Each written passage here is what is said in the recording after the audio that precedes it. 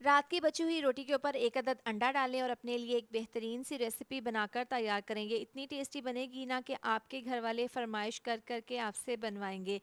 उबले हुए आलू हैं, इनको कद्दूकश कर लेंगे। साथ ही इसमें नमक डाल देंगे, पिसी हुई लाल मिर्च, हल्दी पाउडर और इसमें डाल देंगे ज़ीरा पाउडर। थोड़ा सा इसमें तकरीबन 2 चम्मच बेसन डालकर इसको मिक्स कर लेंगे।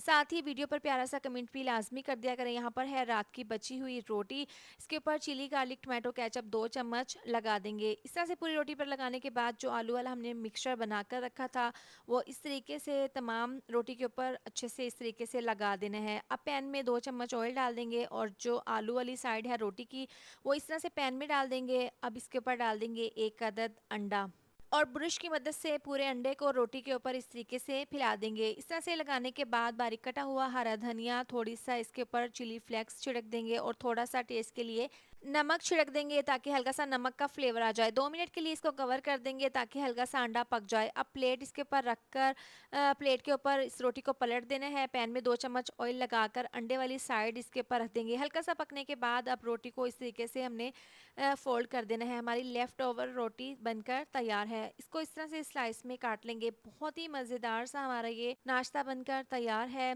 तो आज के बाद आप बची हुई रोटी को ज़ाया ना करें, इस तरह से मज़ेदार सा नाश्ता बनाकर तैयार करें।